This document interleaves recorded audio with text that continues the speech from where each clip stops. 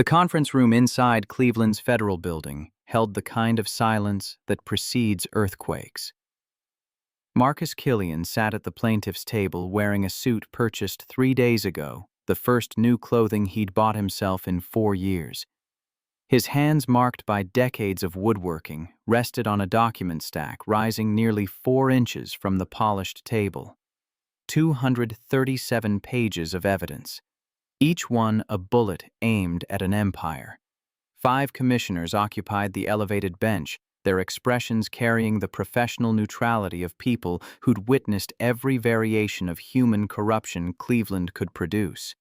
Behind Marcus, the gallery overflowed with more than 200 spectators, contractors whose names appeared in the evidence, journalists following scandal breadcrumbs, curious observers drawn by leaked reports of a billionaire CEO facing federal investigation. The side door opened. Every head swiveled. Isabella Ashford entered, 32 years old and worth more than most attendees would earn in 10 lifetimes. She walked past the defendant's table where her legal team expected her, sat down beside Marcus instead, at the plaintiff's table. The shock rippled through the room like thrown stone, disturbing still water. Commissioner Sandra Hayes, gray-haired and granite-faced from 3 decades navigating federal bureaucracy, adjusted her reading glasses, her gaze fixed on Marcus. "Mr. Killian, you may present your opening statement." Marcus stood. The floor beneath him felt more solid than it had in 6 months. He opened the evidence file to page 1, where a name waited in 12-point font: Desmond Morrison, electrical contractor. Contract value $63,000, actual payment $28,000. Discrepancy clause buried on page 53. Ashford Global Industries has systematically defrauded 73 black contractors over 6 years through identical buried contract clauses. Average loss per family, $47,000. Total theft, $3.4 million. The method remains consistent, contracts appearing standard through page 46, with payment modifications and penalty clauses hidden deep enough that contractors never discover them until money fails to arrive. He slid the first exhibit toward the commissioners. Payment records, 2 columns. Left side showed black contractors averaging $51,200 in payment. Right side showed white contractors receiving $98,400 for identical work. This pattern persists across every quarter from January 2018 through December 2023. Black contractors waited 90 to 120 days for payment. White contractors waited 30 to 45. When 18 complaints reached Ashford Global's Human Resources Department, every single grievance was dismissed without investigation. Commissioner Torres, younger than his colleagues, leaned forward with genuine curiosity. "Mr. Killian, how did you obtain access to these internal corporate documents?" Marcus met his eyes without flinching. "I lived inside the system for 12 months. Documented everything." The implication hung heavy. Torres glanced at Isabella, then back at Marcus, confusion evident. Everyone wanted to ask the obvious question. Why was a carpenter presenting evidence like a trained prosecutor? How had someone with nothing penetrated 6 years of corporate financial records? And why was the CEO sitting beside him instead of opposite? Marcus didn't elaborate. Not yet. He simply turned to the next page where a photograph showed a girl with gap-toothed smile and carefully braided hair. Zara, 7 years old, the reason every risk felt necessary. This hearing concerns more than stolen money. It's about 73 families treated as tools instead of human beings. About a system depending on their desperation to maintain silence. About what happens when people like me decide that silence costs more than speaking. He sat down. The evidence file remained open at page 1. 236 pages waited. Let them absorb the hook first. Let them wonder how a carpenter became a prosecutor. Let them question why a billionaire chose betrayal over loyalty. Commissioner Hayes made notes, and Marcus caught the beginning. Unusual circumstances warrant Then memory replaced the hearing room. 12 months earlier, morning light filtered through the woodworking shop's dusty windows on East 45th Street. The smell of cedar and pine filled the cramped space as Marcus ran his hand along a rocking chair's curved armrest. 2 months of nights had gone into this piece, every joint fitted without nails, wood grain flowing like captured water from seat to runners. Lilies carved into the headrest. Zara's middle name. Naomi's favorite flower. A connection to the woman who should have seen this, but never would. The photograph on Marcus's workbench captured Naomi, laughing at something beyond the frame, her joy. Frozen 2 weeks before the car accident that ended everything 3 years ago. Marcus allowed himself 1 sentence of grief daily. More than that became luxury he couldn't afford. His phone vibrated against scarred wood. The number belonged to Bradley and Associates lawyers circling his daughter like predators for 8 months. His thumb hovered over decline. Answering meant hearing painful truth. Not answering changed nothing. He answered. Mr. Killian Robert Hansen calling. The final custody hearing has been scheduled 30 days from today. Mrs. Blackwood has retained additional counsel, someone with considerable resources and exceptional win rates in cases similar to yours.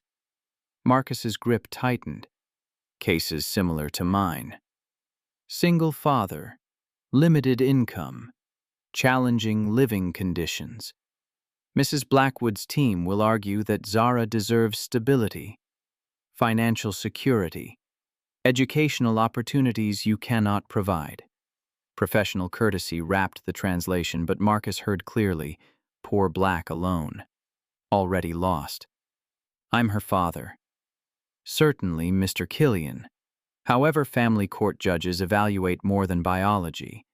They examine best interests, school districts, college funds, the future a child can reasonably expect.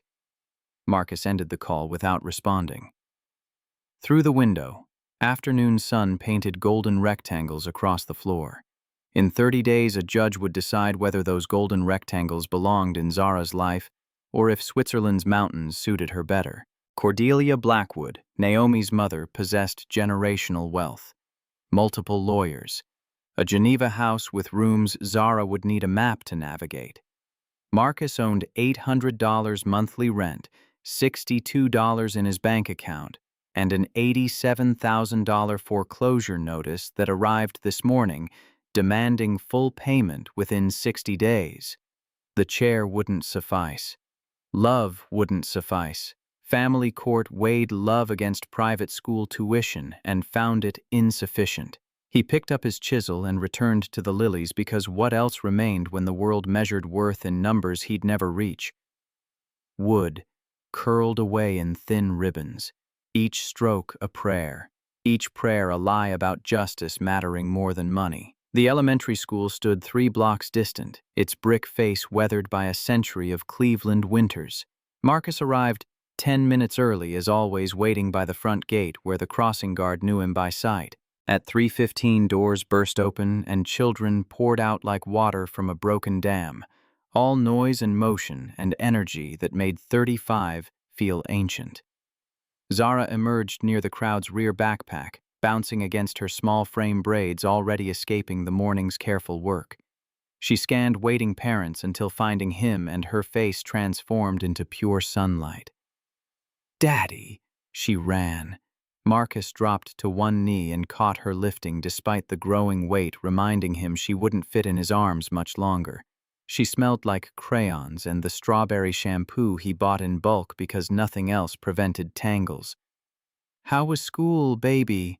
"We learned fractions." Miss Anderson put my family drawing on the wall, and Emma shared her cookies, and we saw a butterfly during recess, and Tommy Jenkins said his cousin had to leave. His daddy, does that happen a lot? She talked the entire walk home, hand in his voice, filling spaces between buildings with stories about classmates and insects and mathematical concepts. Then came the question that stopped Marcus mid-stride. "Why do some kids have to leave their daddies?" Tommy said judges make them. I won't have to leave you, right? Because you're the best daddy and we have everything we need. Fear hid beneath 7-year-old conviction that fathers could fix anything. Marcus stopped walking, knelt so their eyes met level. You're not going anywhere. You hear me? You and me, we're a team. Nothing changes that. The lie tasted like ash. Zara studied his face with the perception children develop when adults start breaking, then wrapped arms around his neck and held on like she sensed truth beneath promises. They completed the walk in silence. That night, after dinner and bath and 3 chapters from their current book, Zara fell asleep clutching his shirt. Marcus sat on her bed's edge in the apartment above the shop, listening to her breathe, memorizing the sound against the possibility that 30 days from now, he'd be listening to silence instead. The First National Bank envelope sat on the kitchen table. Notice of foreclosure printed in bold letters proud of themselves. $87,000. 60 days. As if he could conjure that sum from sawdust and desperation. His phone buzzed. Text from his landlord. Rent late again. Need payment Friday or we discuss other arrangements. 800 by Friday. 87,000 in 60 days. 30 days until the custody hearing. The mathematics failed regardless of how many times Marcus calculated. His savings held $62. The shop generated $1,100 last month, his best revenue in 6 months, and $900 went to utilities and tool maintenance. He opened his laptop 7 years old and wheezing under pressure, searching for legal aid services. Every website said the same income requirements, waiting lists, limited availability. His income sat just high enough to disqualify him from free representation, but nowhere near high enough to afford lawyers capable of facing Cordelia Blackwood's legal army. Marcus closed the laptop and sat in darkness, performing mental arithmetic of impossibility. Sell equipment. Maybe $15,000 if lucky. Beg his brother for loans. Jerome lived paycheck to paycheck in Detroit with 3 kids. Take predatory loans. He'd researched those interest rates, burying him deeper than his current hole. No family to call, no safety net, no hidden ace. Just a rocking chair carved with lilies and the certainty that love didn't pay legal fees. Across the city where the skyline scraped clouds and buildings wore glass like armor, Isabella Ashford commanded her boardroom like a general commanding troops. The 47th floor of Ashford Global Industries headquarters overlooked Cleveland like a deity surveying offerings. From her position at the conference table's head, Bella could see the entire city spreading beneath her in neat grids of ambition and failure. The quarterly report projected behind her showed 8% growth, revenue climbing, profit margins healthy, stock price ascending steadily, by reasonable measures success. Unacceptable, the word sliced through expensive air. 12 executives earning 6 figures each avoided her gaze. I set 12% growth as target, you delivered 8. Someone explain why I should accept mediocrity when I hired excellence.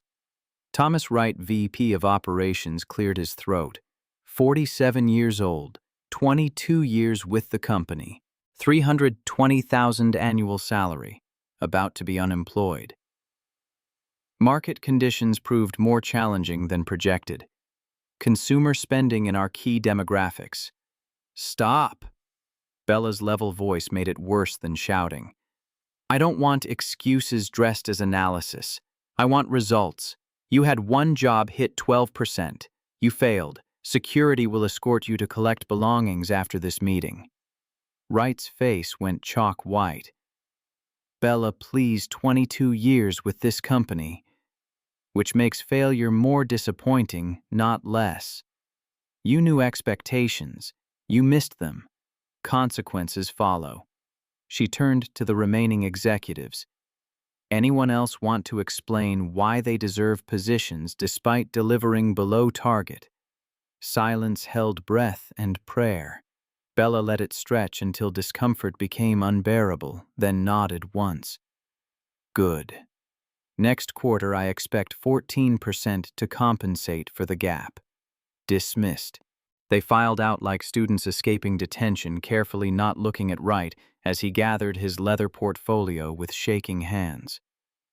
The door closed. Bella remained at the window, watching the city below continue its business, unaware she'd just ended a career between coffee and lunch. A throat cleared behind her. Vivian Ashford had lingered after others fled. 40 to Bella's 32, 8 years, Vivian spent believing she deserved the CEO position their grandfather gave Bella instead. 8 years of resentment aging into poison. Harsh, even for you. Bella didn't turn. Necessary. We don't accept second place. Grandfather isn't here protecting you anymore. Vivian moved beside her, both reflected in glass like ghosts of identical bloodline. The board remembers his choice. They also remember the clause. The inheritance clause. Bella's jaw tightened imperceptibly. I have 16 months remaining. Time moves faster than you think. When that deadline passes without you producing an heir, legitimate biological conceived naturally within legal marriage, no surrogates, no shortcuts, all those controlling shares transfer to the secondary beneficiary. Me. Bella faced her cousin. Vivian's smile carried January's warmth. I'm aware of terms. Are you aware you're running out of options? 32 years old. Bella, never dated, never showed interest in anything except profit margins. You think some prince sweeps you off your feet in 16 months? You think you manufacture marriage and pregnancy on demand? Is there a point to this conversation? Vivian adjusted her Hermes scarf, $1,400 of silk, whispering money, even standing still. Just friendly concern. From family. You might want different choices, unless you're content handing me everything grandfather built. She left. The door clicked with countdown timer finality. Bella remained at the window, her reflection superimposed over the city, both cold and hard and alone. Later that afternoon, in the private office where she conducted business, no board member needed witnessing. Bella met with Alistair Cross, her personal attorney for 7 years, the only person paid well enough to guarantee loyalty through financial dependency. We need to discuss your grandfather's will. Alistair set his briefcase on the glass coffee table costing more than most cars and extracted a leather folder. Inside, the document controlling Bella's future stared up in serif font and legal precision. Terms are clear. To maintain controlling interest in Ashford Global Industries, you must produce legitimate heir within 3 years of your grandfather's death. The child must be biologically yours, conceived through natural means, born within legal marriage. No artificial insemination, no surrogates, no adoption. I can read, Alistair. Tell me something useful. He pulled out a second folder containing photographs and biographical summaries. I've compiled suitable candidates, men from appropriate families, established careers, no scandals. Each would be acceptable to the board and capable of... Stop. Bella flipped through photos. Handsome faces, Princeton degrees, country club memberships, men who'd see marriage as merger, not partnership, men who'd negotiate for control once ink dried, men who'd eventually diminish her, manage her, reshape her into something small enough to fit their ego. She'd watched it happen to other women in her circles. Marriage as acquisition, children as leverage, powerful women becoming footnotes in husbands' stories. These won't work. Bella, you're running out of time. In 16 months if you haven't... I said these won't work. I need someone different. Alistair closed the folder, slowly, expression shifting from confusion to curiosity. Different how? Bella turned to the window again, the city spreading beneath in patterns of power and weakness. Somewhere down there, people struggled, fought, lost. She needed someone from that world, someone with nothing, someone desperate enough that gratitude would maintain compliance, someone she could control completely. Find me someone with no power, no connections, no leverage, someone drowning. A pause. Alistair had worked for her long enough to know when to ask questions and when to execute. What kind of drowning? The kind that makes a man sign anything to keep his head above water.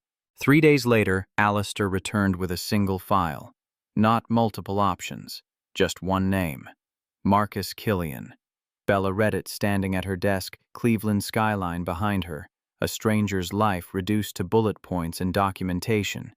Marcus Killian, age 35, black, widower, single father to Zara.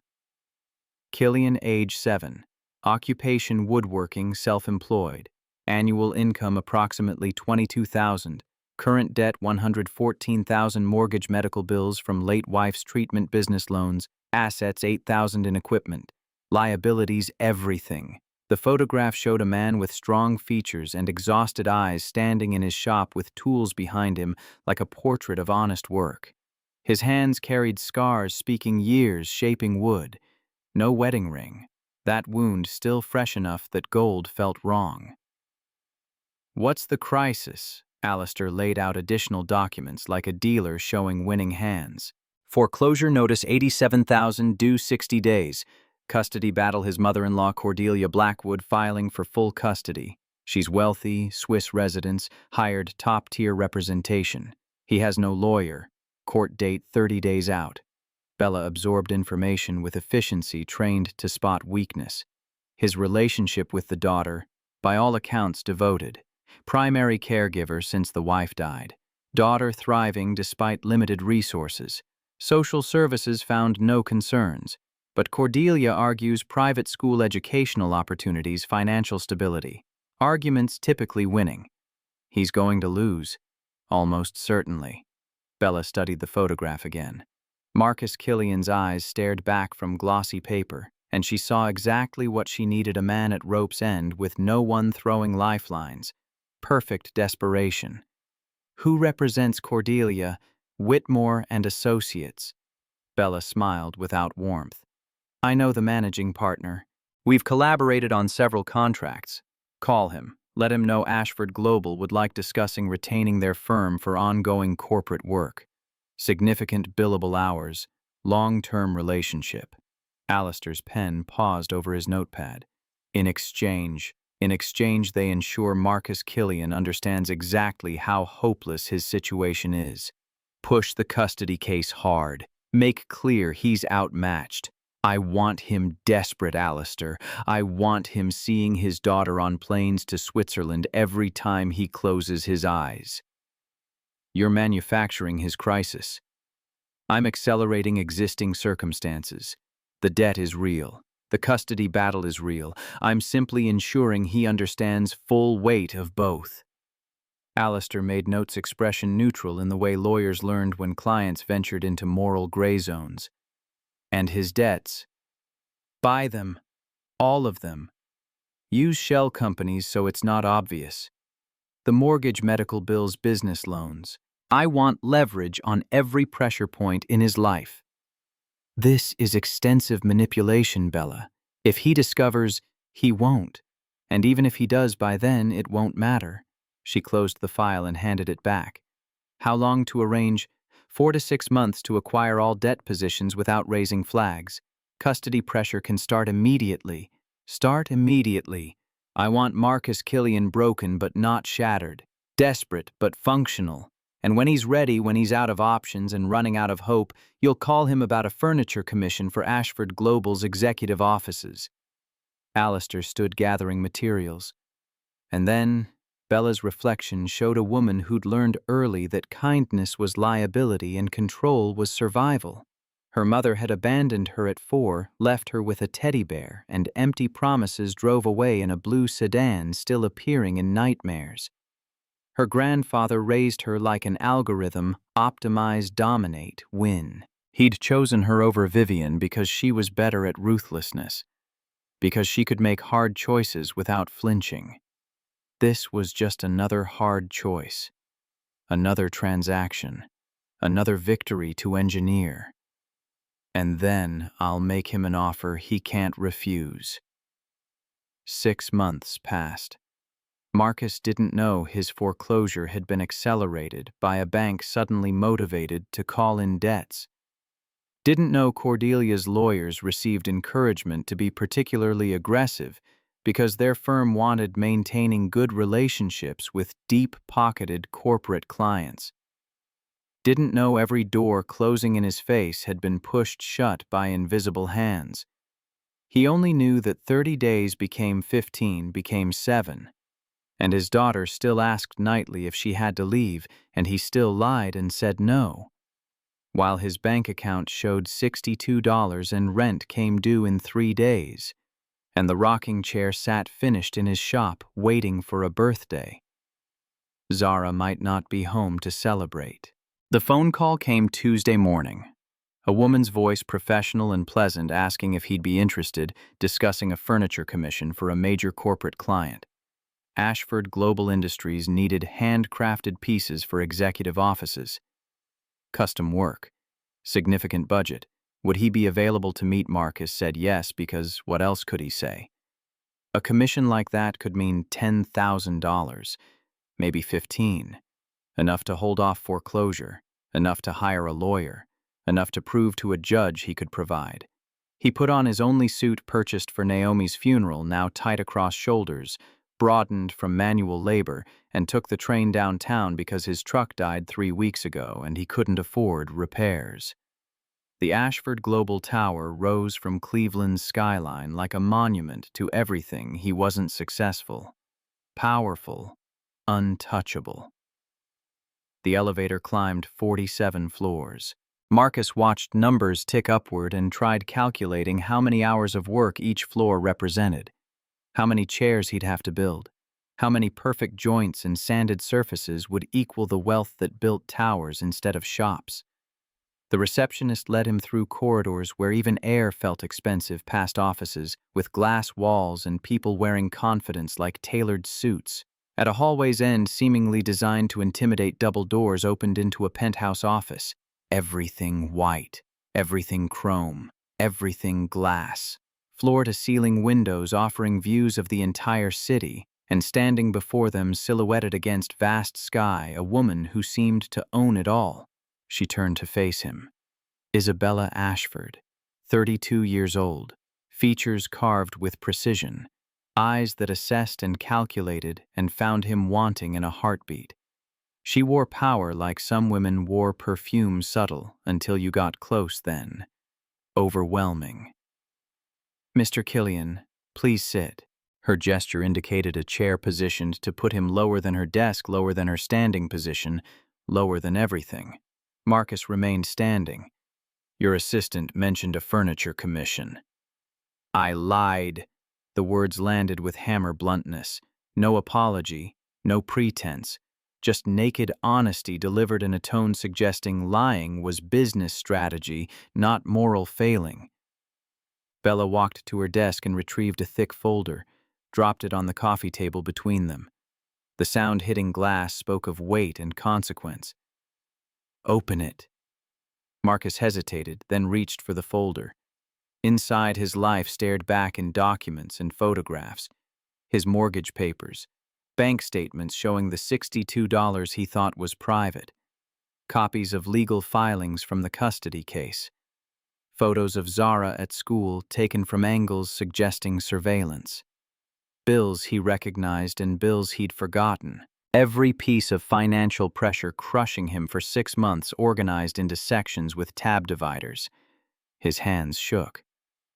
"What is this?" Bella circled him slowly, heels clicking against marble. "Everything controlling your life. I own your mortgage, Mr. Killian. Purchased 3 months ago through a subsidiary. Your medical debt from your wife's treatment, acquired that too. Business loans keeping your shop operational. Mine, the law firm representing your mother-in-law in the custody case, I'm their largest corporate client. They're highly motivated to keep me happy." The folder slipped from Marcus's grip, papers scattered across the expensive coffee table like crime scene evidence. "Why? Because I need something from you, and I learned long ago that the best way to get what you need is making yourself indispensable first."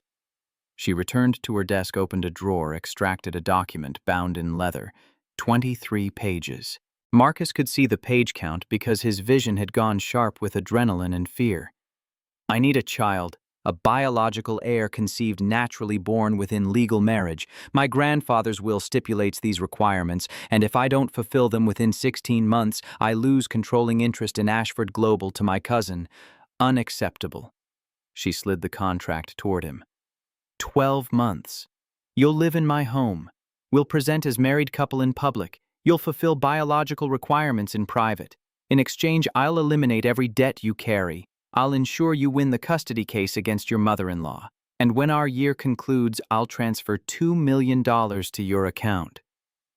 Marcus stared at the contract like it might combust. You want to buy a baby? I'm offering you a business arrangement with clear terms and substantial compensation. You need money and custody. I need an heir and husband. Our needs align. Our needs. His voice cracked. He forced control back. You're talking about a human being, a child. I'm talking about a solution to both our problems. You can pretend this is about morality if it makes you feel better, but we both know you're out of options. 7 days until foreclosure becomes final. $62 in your account and a daughter who asks every night if she has to leave. You can't afford principles, Mr. Killian. You can barely afford rent. The words landed like physical blows because they were true. Every syllable true. Marcus looked at the woman before him in her $10,000 suit and understood she'd studied him like a problem to solve, identified every weakness, designed an offer calculated to exploit them all. I want you to leave. Read the contract first. Page 47. I think you'll find it particularly interesting. Marcus opened the contract with hands feeling disconnected from his body, flipped through pages of legal language until reaching page 47, where a clause waited in 8-point font. Upon successful conception and birth of viable heir, all parental rights, custody, and legal guardianship of resulting child shall belong exclusively to Party A, Isabella. Ashford. Party B, Marcus Killian relinquishes all claims to custody, visitation, or contact. Party B acknowledges that biological contribution does not constitute parental relationship under terms of this agreement. He read it twice, 3 times. The meaning didn't change. You want me to give you a baby and then never see the child again. I want a clear contractual arrangement protecting both parties' interests. You'll have your $2 million and your daughter. I'll have my heir and my company. Everyone gets what they need. You're asking me to create a child I'll never know. Bella's expression didn't change. If she felt anything about the cruelty embedded in page 47, it didn't show. I'm asking you to make a choice. Sign the contract and save your daughter. Or walk away and watch her board a plane to Switzerland in 7 days while you pack boxes from a home that no longer belongs to you. The office went silent except for soft climate control hum and distant traffic 47 floors below.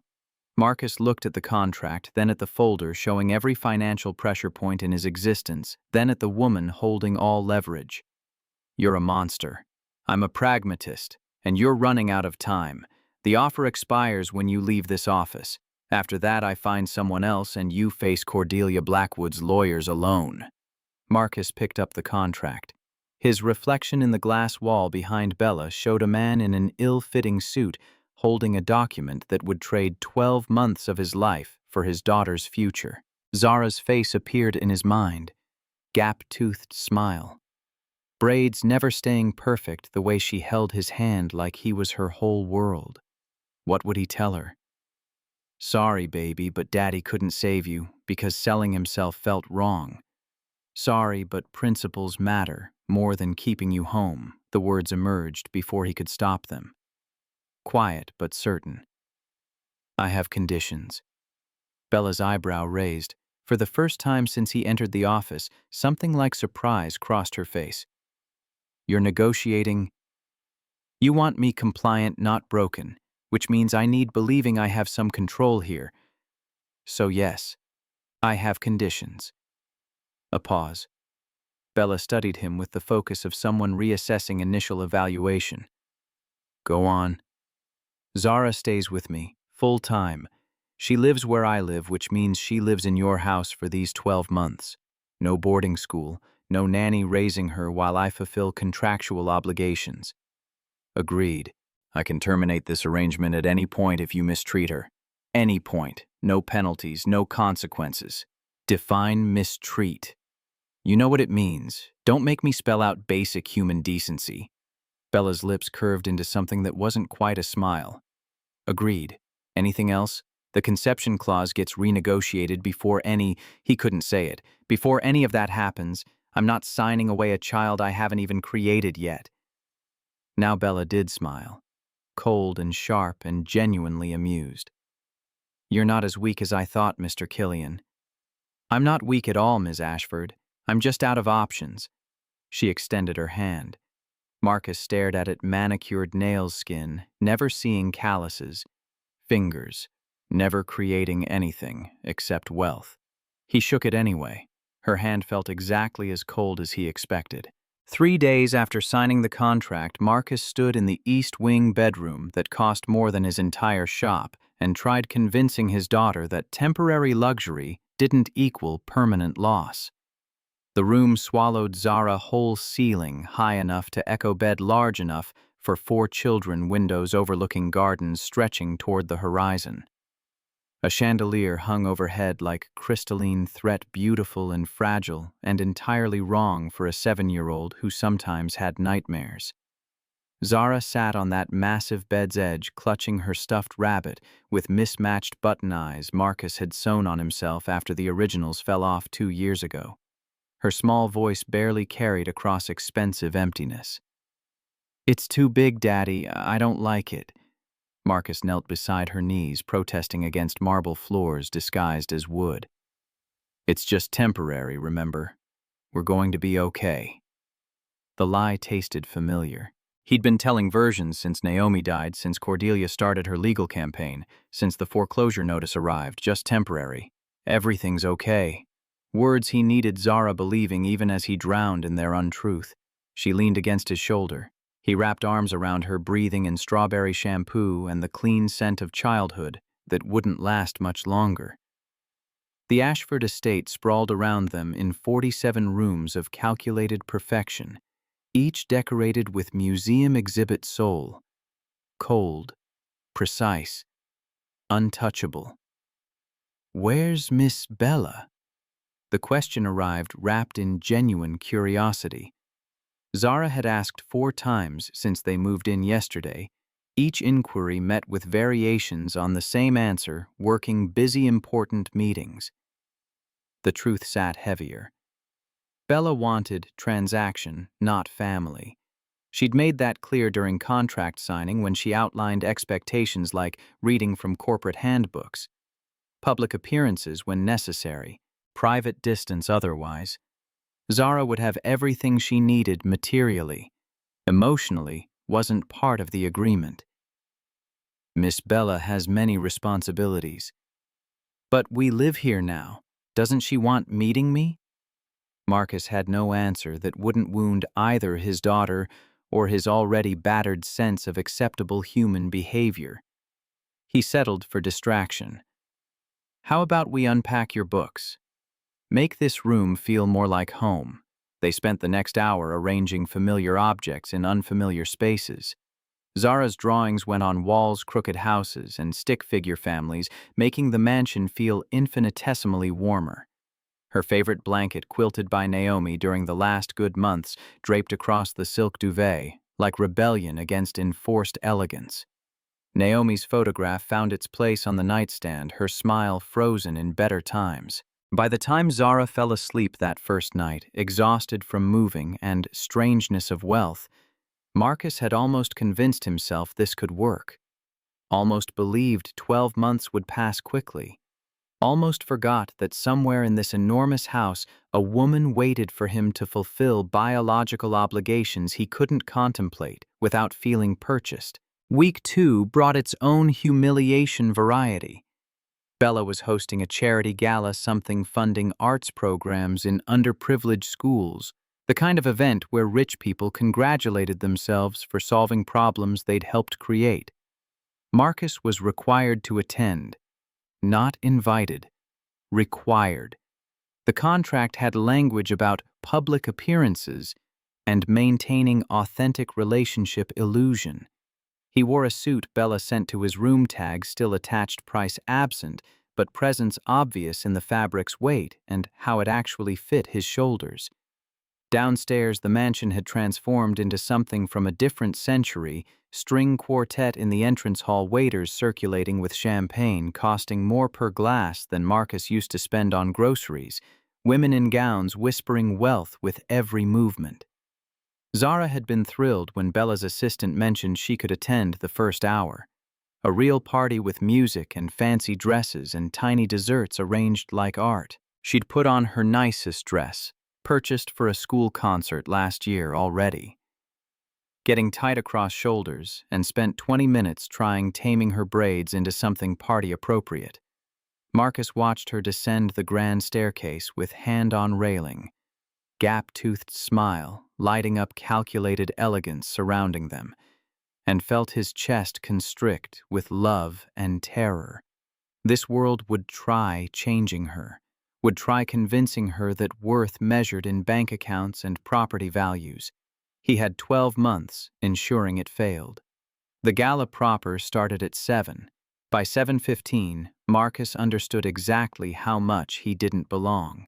Conversations swirled around him in languages of investment portfolios and summer homes and children at boarding schools whose names carried prestige like diplomas. He stood near a marble column, champagne untouched in hand, watching Zara explore the dessert table with wonder that made him simultaneously proud and heartbroken. A woman approached her. Mid-40s diamonds that could fund a small country smile sharp enough, drawing blood.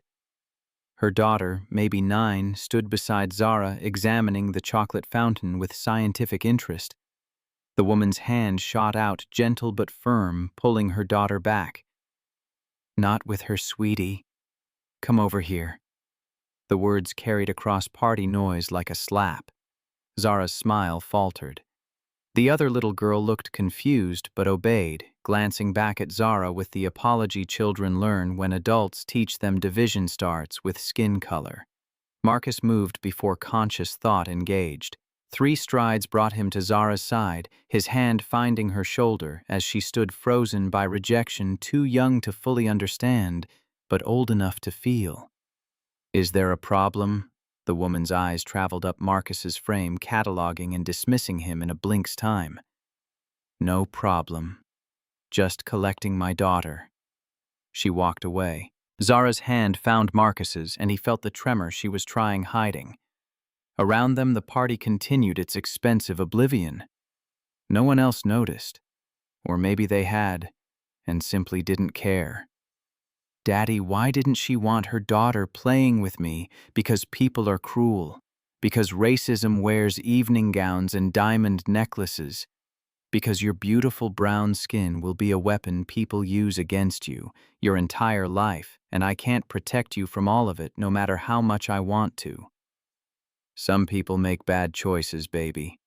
That's their problem, not yours." Across the room, another conversation unfolded that Marcus couldn't hear, but could read in body language alone. A man in his 60s, silver hair and posture, screaming old money, speaking with Bella near the champagne fountain. His gaze kept drifting to where Marcus stood with Zara assessment in every glance. "Your husband is unexpected. Does he have real employment, or is woodworking more hobby?" Bella's smile never wavered, but something behind her eyes went colder. "Marcus is a master craftsman and architect. His furniture has been featured in several design publications." "How modern of you." "And the child?" "His daughter, Zara. Quite the ready-made family." The man's tone suggested ready-made meant inferior substitute, lesser than. "I hope you know what you're doing, Isabella. These kinds of arrangements rarely work well. The class differences alone." "I appreciate your concern, Richard. unfounded as it is. Bella excused herself and crossed the room to where Marcus stood. Up close, her expression revealed nothing except practiced pleasantness, but her voice carried an edge. "Everything all right?" Marcus met her eyes and saw what he'd been seeing since signing the contract, a woman viewing him as solution to problem, not person worth knowing. Still, something in her question held actual curiosity, maybe even concern, and he found himself answering honestly. "Zara just learned that rich people's racism looks like everyone else's, just better dressed." Bella's gaze shifted to Zara, who'd moved to a corner examining the string quartet with intense focus, trying disappearing into music. When Bella looked back at Marcus, something in her face had shifted. Not much, just enough that he noticed. "I'll speak to security about guest screening." "That won't fix the problem." "No, but it will clarify that certain behavior isn't acceptable in my home." She walked away before Marcus could decide if that counted as standing up for his daughter or simply protecting property value. Probably both. Bella Ashford didn't do things for single reasons. That night, after guests left and Zara finally fell asleep asking questions, Marcus couldn't answer. He found his way to the kitchen, searching for something quieting, the anger still burning in his chest. The house had gone silent. Servants vanished to wherever staff disappeared. When not actively serving, lights dimmed to settings suggesting even electricity was expensive. A voice emerged from shadows near the pantry, startling him. "You handled that well tonight. The incident with Zara." Marcus spun. A woman stepped into dim light 50s black, wearing sensible shoes, speaking of long hours on feet. Her name tag read Ruth Morrison, but her eyes held weight of someone who'd seen everything this house offered and found it wanting. "You work here, housekeeper, 15 years. She moved to the industrial-sized refrigerator and pulled out ingredients for what looked like tea. "Saw what happened at the gala. The way that woman pulled her daughter away. Been seeing versions of that my whole life. Never gets easier watching." Marcus leaned against the counter, exhausted, in ways having nothing to do with physical tiredness. "Does it happen often?" "Here." Ruth's silence answered louder than words. She poured hot water over tea leaves, steam rising between them like truth made visible. "Miss Bella, she's not cruel, not intentionally, but she's been rich so long she doesn't see the water she's swimming in, doesn't notice how people like us become furniture, useful, necessary, invisible." "Why are you telling me this?" Ruth handed him a cup of tea he hadn't asked for but suddenly needed. "Because you're different than others she's brought through here. You've got a daughter depending on you. You've got something to lose beyond money." She paused, studying him with assessment coming from decades reading people for survival. "And because I think you might actually listen when I tell you to be careful." "Careful of what?" "Of forgetting you're not one of them, no matter how much time you spend in their world. Of thinking a contract makes you equal when it just makes you owned differently." She set her own teacup down with careful precision of someone who'd learned moving through expensive spaces without breaking things. "But mainly be careful of thinking Miss Bella is the only one you need worrying about." Marcus felt unspoken warnings wait. Meaning this house has more than one person making decisions about your future, and not all of them want you here. Before he could ask what that meant, Ruth was gone, disappearing into the mansion's labyrinth with practiced efficiency of someone knowing how to make herself scarce. Marcus stood in the kitchen holding tea already gone lukewarm, turning her words over in his mind like stones that might hide scorpions. The basement appeared on architectural plans as storage, temperature-controlled climate, monitored, designed, preserving expensive things not fitting anywhere else. Ruth found Marcus 3 nights later in the workshop. Bella had grudgingly allowed him setting up in one of the estate's garages. She carried a key ring, jangling with access to spaces most residents didn't know existed. "Come with me. There's something you need seeing." They descended stairs smelling of old wood and older secrets. The basement stretched further than Marcus expected, rooms branching off a central corridor like tributaries from a river. Ruth led him to the third door on the left, unlocked it, and gestured him inside. Filing cabinets lined the walls, dozens of them. Industrial gray metal looking out of place in a mansion built on appearances. Ruth opened the nearest drawer and extracted a folder thick with documents. Ashford Global Contracts, specifically contractor agreements for renovation work, custom installations, specialty projects, 6 years' worth. She laid them on the dusty table occupying the room's center. Marcus opened the first folder and saw a name he didn't recognize: Terrence Williams Masonry Work Contract, dated March 2018. The agreement promised $100,000 for custom stonework on Ashford Global's satellite office in Akron. Payment terms, net $30,000 upon completion. The invoice attached showed Terrence had been paid $53,000, 4 months late. Marcus flipped to the next contract. Different name, same pattern. Promise of full payment delivery of half. White contractors in the stack showed different numbers: $98,000 average payment, 40-day turnaround. How many of these exist? Ruth's expression carried exhaustion of witnessing injustice so long it had become wallpaper. 73 families, all Black or Latino contractors, all hired between 2018 and 2024. All paid an average of $51,000 when promised $95 to $100, all with the same clause buried on page 47 or higher. Payment subject to quality review and completion standards as determined solely by Ashford Global Management. Marcus found the clause in the contract he was holding. Page 53, 8-point font. Language giving Ashford Global complete discretion withholding payment for any reason they invented. This is systematic fraud. This is business as usual. My husband was the first one. Desmond Morrison, electrical contractor, 2018. They promised him $63,000 for rewiring executive floors, paid him $28,000 and told him his work didn't meet standards. Took him to collections when he complained, ruined his credit. We lost our house. Ruth's voice remained steady, but her hands shook as she pulled out more files.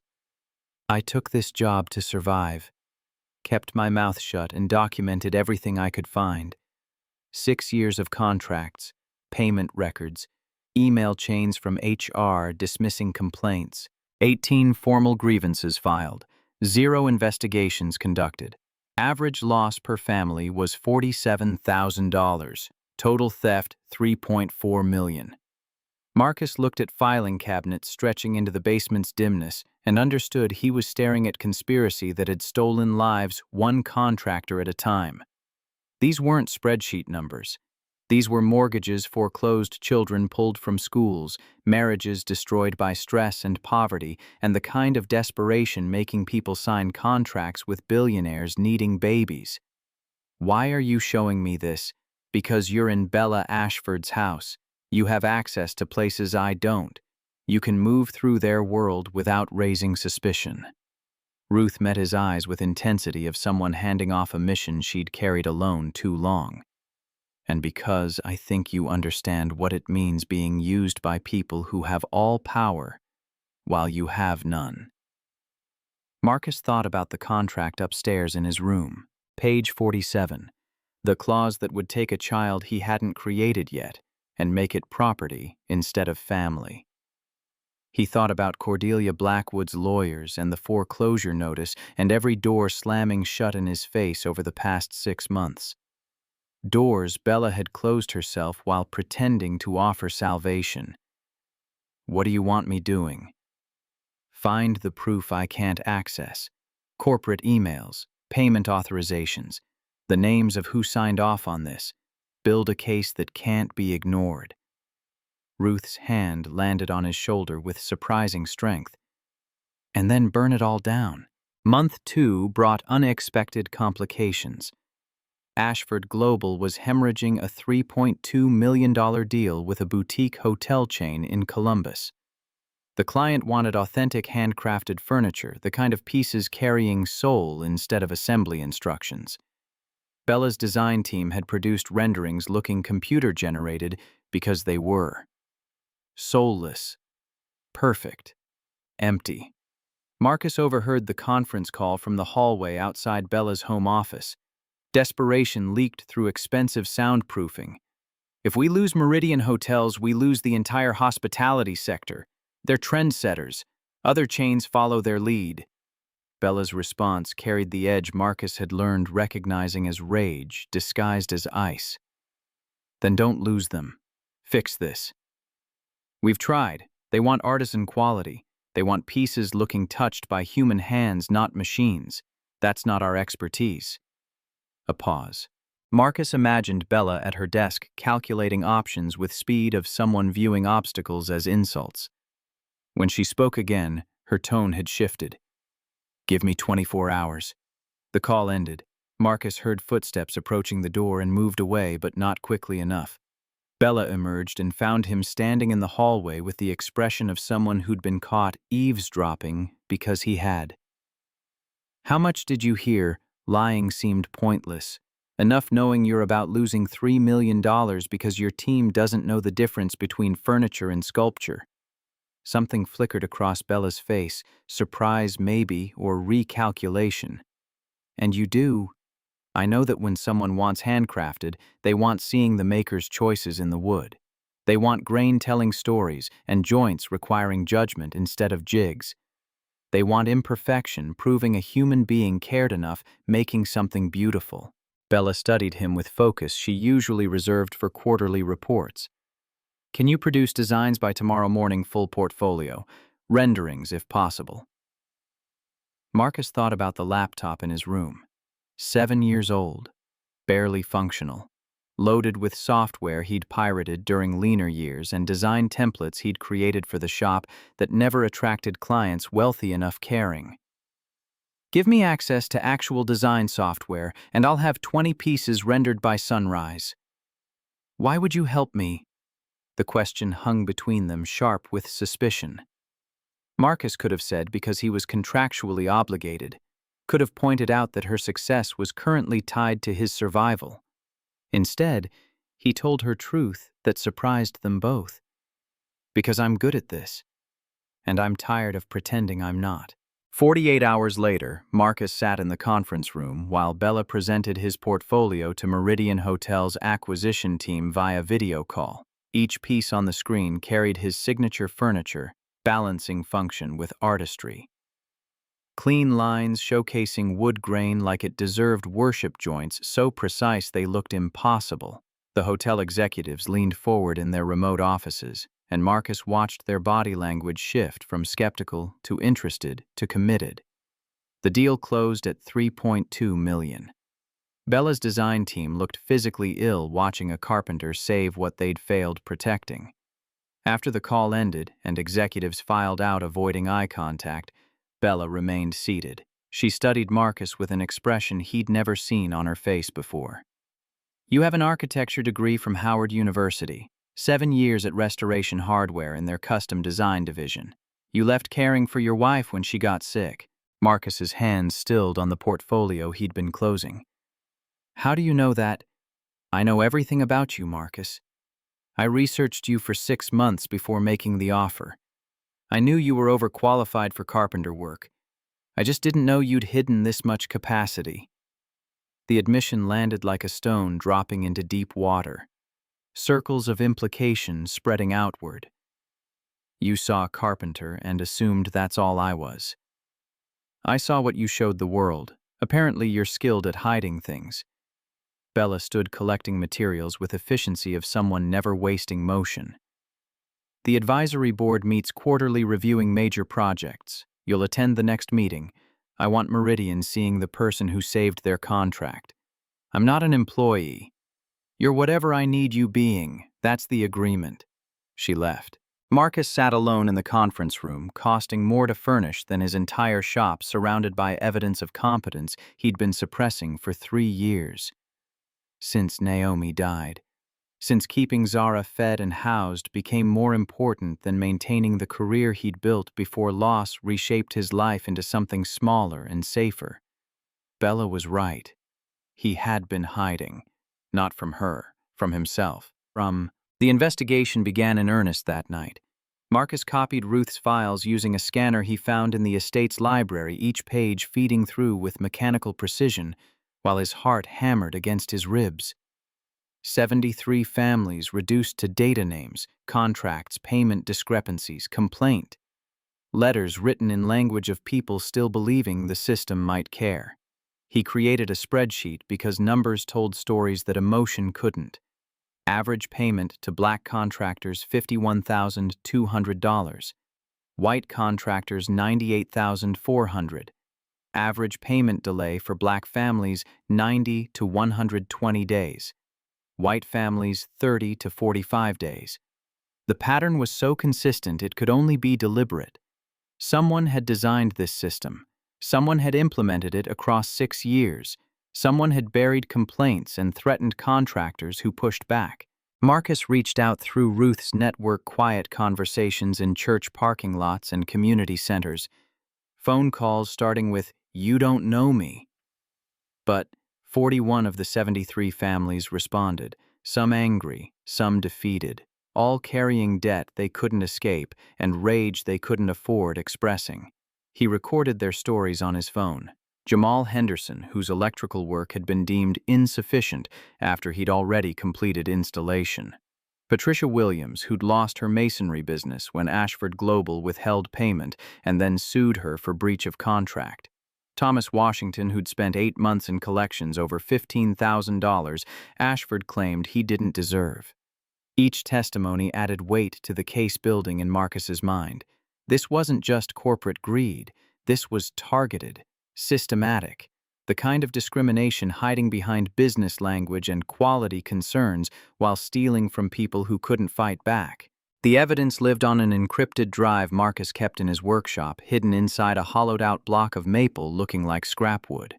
Every night after Zara fell asleep, he added to it documents, recordings, analysis, building toward something he couldn't quite name yet but felt crystallizing with every page scanned, every story documented. Month 3 brought subtle shifts in the mansion's atmosphere. Bella began appearing at dinner. Not every night, but often enough that Zara stopped asking where she was. She was awkward at first, uncertain how talking to children, but Zara didn't seem noticing. She chatted about her day, asked Bella questions about stars, demanded stories about anything and everything. One evening, Marcus was in his workshop when Bella appeared in the doorway.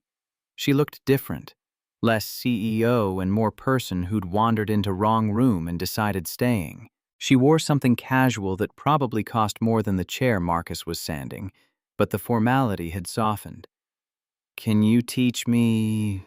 Marcus looked up surprised. "Teach you what?" "This." She gestured at the workshop, at tools and wood and creation happening in sawdust-scented air. "You said it's not too late learning. I'd like trying." Marcus handed her sandpaper without overthinking it, showed her the practice piece of maple he'd been using testing techniques. He placed the sandpaper in her hand and positioned her fingers correctly, then guided both their hands to the wood. "Long strokes. Always follow grain. If you fight the wood, it fights back. If you work with it, it becomes smooth." "Beautiful." They moved together in silence, his hands over hers, both focused on the simple act of making rough into refined. The motion itself became meditation. Bella's breath steadied. Her shoulders lost some of their permanent tension. When Marcus finally stepped back, she continued on her own, finding rhythm herself. "It's rougher than I expected. That's how everything starts. But if you keep going, it changes. Patience makes the difference." Bella looked up from the wood, and something in her eyes had shifted. Vulnerability, maybe. Or recognition that there were kinds of knowledge that couldn't be purchased. "Most things worth having take work." The words settled between them with weight Marcus hadn't intended, but wouldn't take back. Bella's gaze held his for a moment, stretching longer than comfortable, and he saw calculation giving way to something more complicated. Not attraction, not yet, but a crack in the foundation of her certainty that people like him had nothing. Teaching people like her. She left without saying anything else. Marcus stood in his workshop holding sandpaper and watching the space where she'd been wondering what he'd just started that the contract couldn't contain. Month 4 shattered everything. Marcus was teaching Zara basic woodworking, how sanding with grain, how feeling when wood was ready for the next step, how being patient with processes that couldn't be rushed. She was making a small box, her tongue poking out in concentration, reminding him so painfully of Naomi, he had to look away. His phone rang. Unknown number. He almost didn't answer. Mr. Killian, this is Detective Harrison with Family Court Enforcement Division. A judge has issued emergency custody order regarding your daughter, Zara Killian. She's been remanded to care of her grandmother pending full hearing. Officers are en route to your current residence. Please don't make this difficult. The workshop tilted. Marcus's hand found the workbench to steady himself against gravity that had suddenly turned hostile. What no? You can't. We have an agreement. I have custody. The emergency order supersedes existing arrangements. Mrs. Blackwood's attorneys presented evidence of unsuitable living conditions and questionable life choices. The judge agreed that immediate removal was necessary for the child's welfare. Through the workshop window, Marcus saw them. 2 police cruisers pulling up the estate's long driveway, black sedans following, Cordelia's lawyers here witnessing the extraction. Daddy, what's wrong? Zara had stopped sanding. Her face carried worry. Children shouldn't have feeling but learn anyway when the world keeps breaking promises. Marcus ran. Out of the workshop across the immaculate lawn toward the front gate where vehicles were parking. Zara followed her small legs struggling, keeping pace confusion turning to fear as she registered police uniforms and her father's panic. The first sedan's door opened. Cordelia Blackwood emerged wearing grief like expensive perfume. 62 years old, silver hair, perfect posture suggesting money and moral authority were identical. She'd never approved of Marcus, never forgiven Naomi for choosing love over status, never accepted that her granddaughter belonged anywhere except under her control. Marcus, please don't make this harder than necessary. An officer approached, credentials in hand expression, apologetic but resolved. Mr. Killian, we need collecting Zara now. She's my daughter. Sir, I understand this is difficult. You don't understand anything. Zara's hand found his, squeezed with desperate strength. Her voice came out small and broken. Daddy, why are police here? Cordelia moved forward, her approach calculated, looking compassionate for officers watching. She knelt down to Zara's level, manufactured warmth in her smile. Hello, sweetheart. I'm your grandmother. We're going on a little trip together, just for a while. I don't want going. I want staying with Daddy. I know, dear, but sometimes grown-ups have making difficult decisions for children's own good. You'll understand when you're older. Marcus pulled Zara behind him, his body between her and everyone trying taking her away. The officers' hands moved to their belts, not weapons, but the posture shifted. Warning. Marcus forced himself breathing, thinking not doing anything, making this worse. Please, just give me time talking to my lawyer to contest this. You can't just take her. Cordelia's expression hardened beneath the compassionate mask. The judge believes she's at risk, living in a house where you're not even married to the owner, involved in some kind of contract arrangement suggesting highly questionable judgment. You did this to yourself, Marcus. The words landed like punches. Marcus's vision narrowed to Zara's face, tears starting streaming, her whole world crumbling around her, because adults with money and power had decided her father's love wasn't sufficient protection. One of the officers moved in, professional but firm. Another took Zara's other hand. She screamed. a sound Marcus would hear in nightmares for the rest of his life, high and desperate and utterly betrayed. "Daddy, Daddy, don't let them take me. Please." They pulled her toward the sedan. Marcus tried following and found himself blocked by the second officer, a wall of authority he couldn't breach without violence that would only prove them right about his unsuitability. "Sir, you need stepping back. She's my daughter, and she'll be safe with her grandmother while the court reviews the situation. You'll get a hearing date. You can present your case then." Zara fought every step, her small body twisting against adult hands holding firm but gentle. They got her into the car, her face pressed against window hands, splayed against glass, mouth open. In subs Marcus couldn't hear but felt in every cell of his body. The sedan pulled away, down the long driveway, through the gates closing behind it with mechanical precision. Marcus ran after it, his legs carrying him down that perfect asphalt, while his daughter's face receded into distance. Out of his protection, out of his life. The gates shut. Metal on metal. Final. He collapsed against them, fingers curled through wrought iron, watching taillights disappear around the curve, taking her out of sight, out of his reach, out of his world. Behind him, the estate stood silent. 47 rooms of luxury, and none of it could stop this. None of it mattered. He had money now. Bella's money. Contractual money, and it meant nothing because Cordelia had more. Had connections. Had judges in her pocket and lawyers knowing how weaponizing words like questionable judgment and unsuitable conditions. Footsteps approached from behind. Marcus didn't turn. Didn't want seeing Bella's face, didn't want her pity or her explanations or her cold calculation about how this affected contract terms. This was Vivian. The words stopped him. Marcus turned. Bella stood 20 feet away, her phone in hand, her expression carrying something that might have been actual fury. "What?" "My cousin. She bribed the family court clerk expediting the emergency hearing. Paid off Cordelia's lawyers pushing harder. She's trying destabilizing you, making you break the contract." Marcus laughed. The sound came out broken. "She succeeded. No. We fix this. I can call my lawyers. Your lawyers work for you. Everyone works for someone. That's the whole problem." Marcus's voice cracked on the last word. "You bought me. Vivian bought the court. Cordelia bought the police. And my daughter pays the price because I don't have enough money buying anything." Bella stepped closer. For once in her life, she looked uncertain.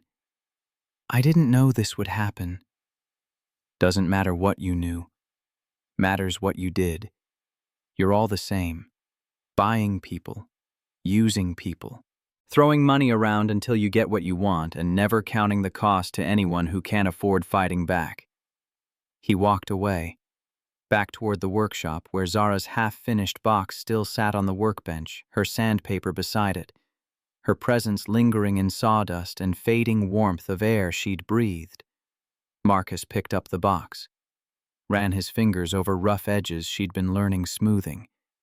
His daughter was gone, screaming for him, believing he'd let them take her because he hadn't fought hard enough, hadn't loved her enough, hadn't been enough of whatever judges and grandmothers and society measured fathers against. The box fell from his hands, hitting concrete with a sound like breaking. The night Zara disappeared into Cordelia's custody, Marcus sat in his workshop surrounded by tools that couldn't fix what was broken.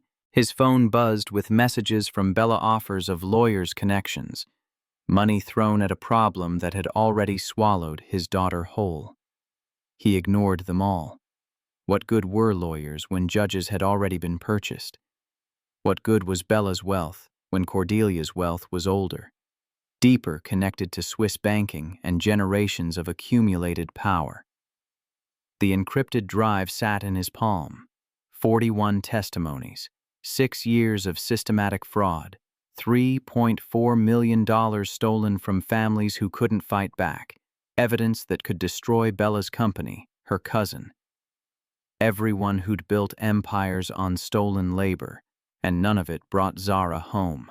Marcus turned the drive over in his hands, weighing destruction against desperation. Ruth had given him this weapon, thinking he'd use it for justice. But justice was abstraction.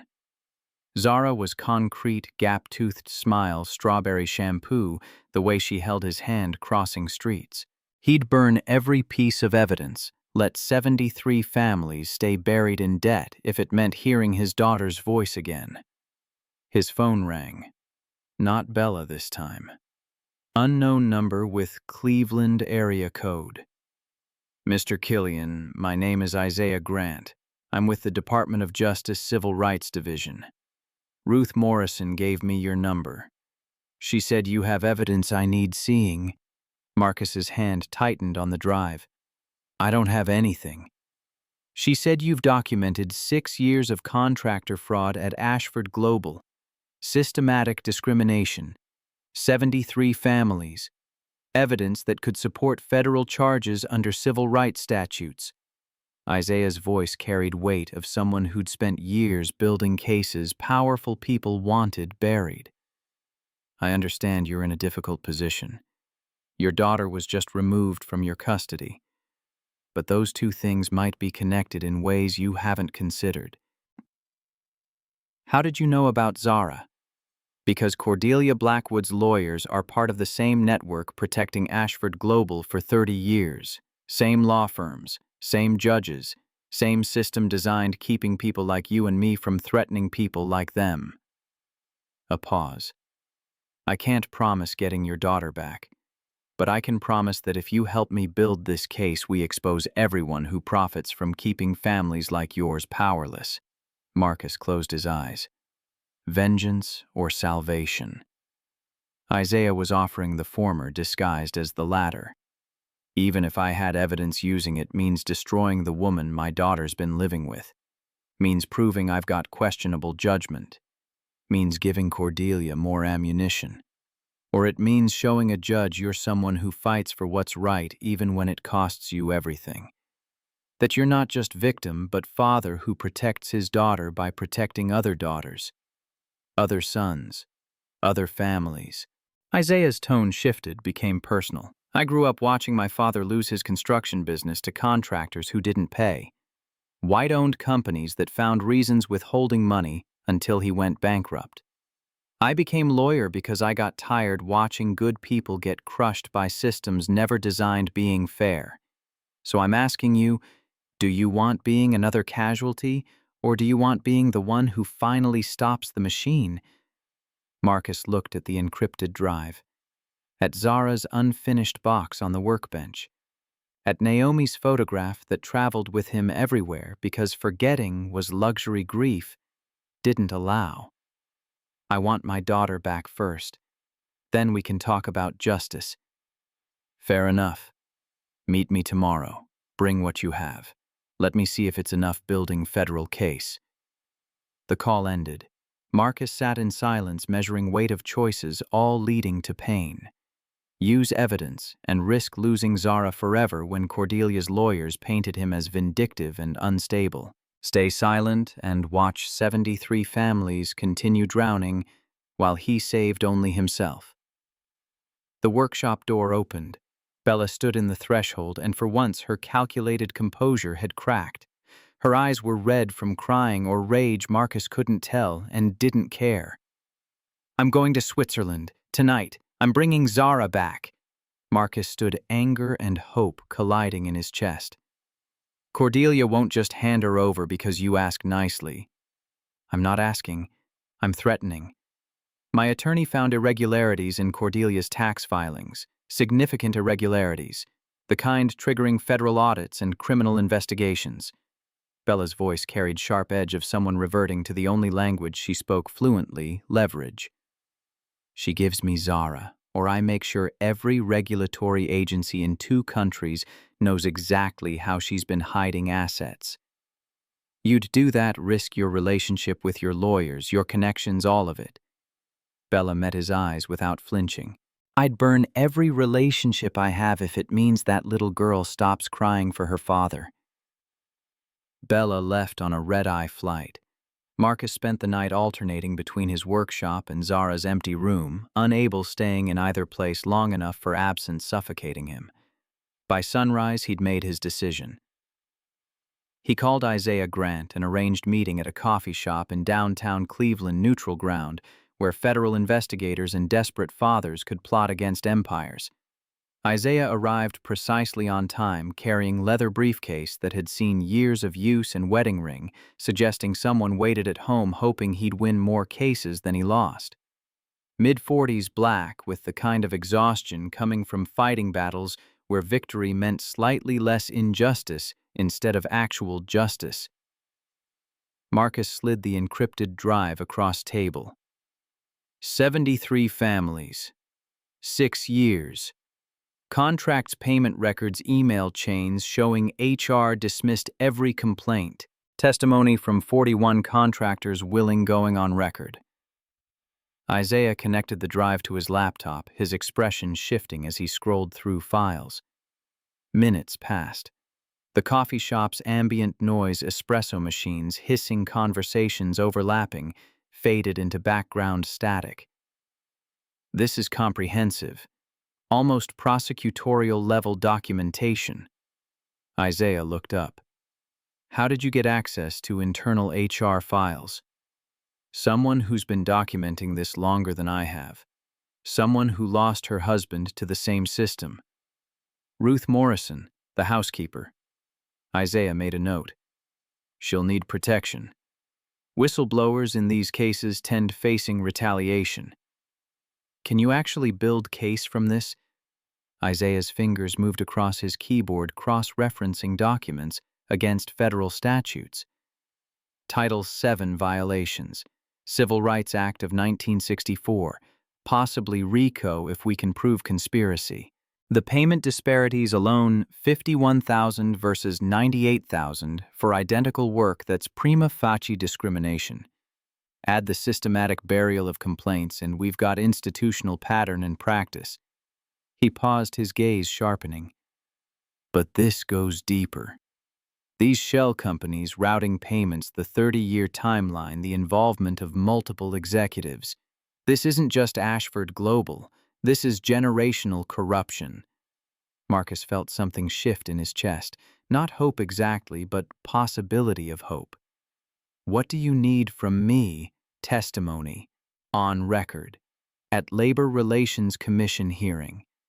We'll need presenting this publicly expose the system so thoroughly that no judge, no lawyer, no wealthy grandmother can make it disappear.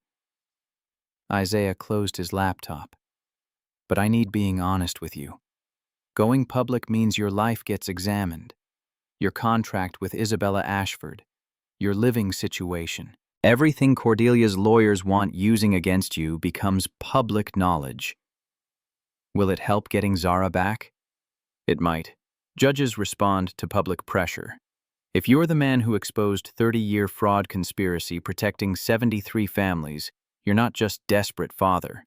You're someone with moral authority. Someone who chose the harder right over easier wrong. The words settled into Marcus's bones. He thought about Naomi, who'd chosen him over her mother's wealth and never regretted it. Who'd taught him that integrity wasn't luxury, but requirement. Who'd want him fighting not just for Zara, but for every family coming after every contractor who'd face this same system if someone didn't finally break it. When's the hearing? I can expedite it. 10 days. That gives us time preparing testimony, getting protective orders for witnesses, and notifying Ashford Global's legal team. Isaiah extended his hand. This won't be easy. They'll come at you with everything. But if you're willing standing, I'll stand with you. Marcus shook his hand, feeling calluses of someone who worked with his mind but understood value of working with hands. Let's expose them all. 4 days later, Bella returned with Zara. Marcus was in the workshop when he heard the car pull up at 2 in the morning, heard small feet running across gravel, heard the sound he'd been praying for since police took her away. "Daddy." He met her at the workshop door, dropping to his knees as she crashed into him. She smelled different expensive shampoo, European laundry detergent, lingering scent of Cordelia's perfume, but her arms around his neck felt like home being rebuilt from rubble. "I've got you, baby. I've got you." She was crying and laughing simultaneously, her face buried in his shoulder, her whole body shaking with relief. Marcus held her and felt pieces of himself that had shattered start fusing back together, not healed, not whole, but no longer actively breaking. Bella stood at distance, giving them space. When Marcus finally looked up, she appeared diminished somehow, smaller, as if confronting Cordelia had cost her something money couldn't replenish. "What did you do? What I should have done from beginning." Threatened her with consequences she couldn't ignore. Federal tax evasion charges, asset seizures, public scandal that would end her social standing. Bella's voice carried no triumph. "She released Zara, voluntarily. The custody order gets reversed tomorrow." Marcus stood, Zara still clinging to him. Why? The question held layers. Why help him? Why risk her own connections? Why act like someone who cared when contract specified this was business? Bella looked at Zara, then at Marcus, and something in her expression broke open. "Because I was wrong. About everything. About thinking people are transactions. About believing control and love are the same thing. About assuming I could buy my way out of being human." She turned, leaving.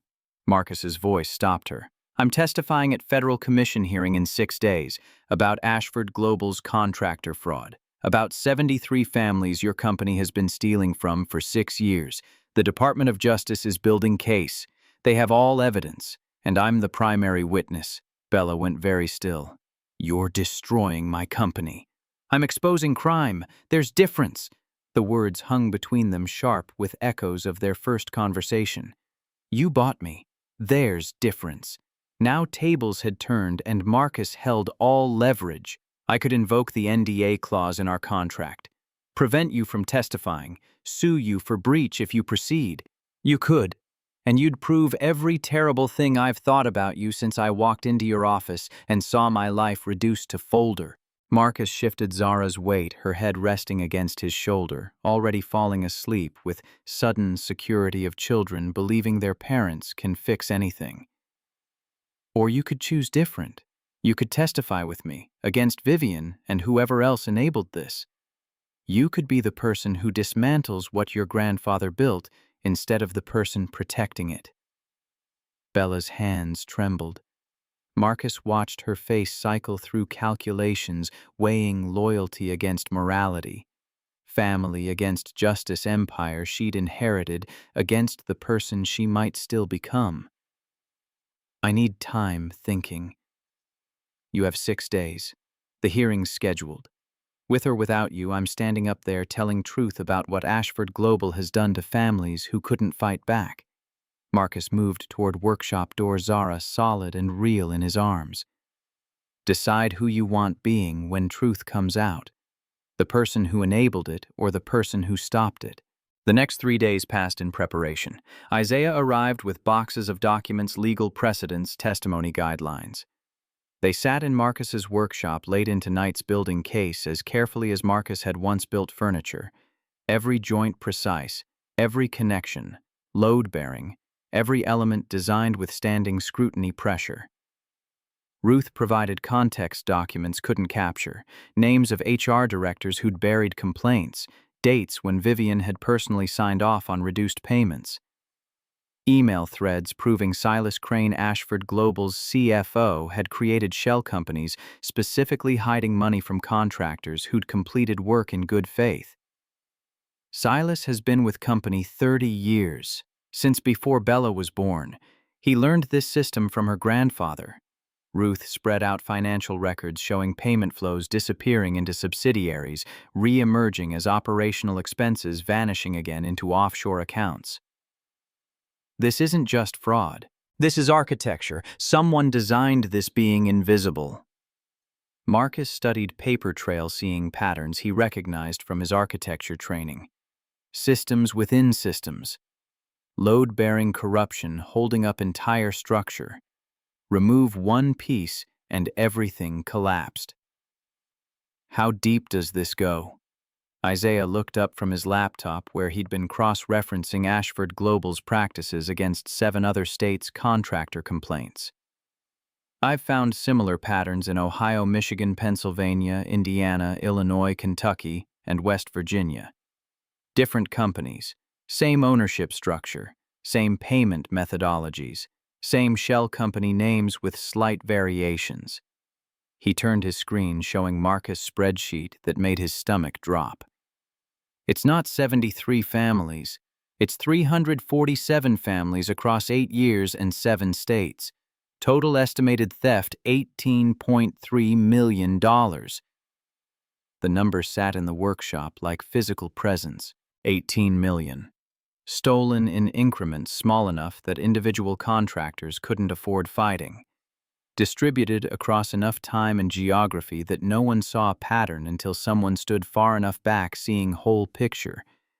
Ruth's hands shook as she absorbed the scale. Desmond was just one. One story in 347 stories. All of them thinking they were alone.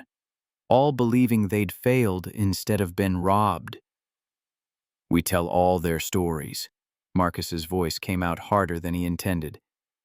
Every single family gets named in testimony. Every stolen dollar gets accounted for. We make it too big, ignoring too documented, denying too public burying. Isaiah made notes, his lawyer's mind already structuring presentation. The commission hearing will go long, maybe 3 hours of testimony. We'll need being systematic start with pattern drill down into specifics, build to institutional scope. Marcus, you'll lead. Ruth, you'll corroborate. I'll provide legal framework and federal statute violations.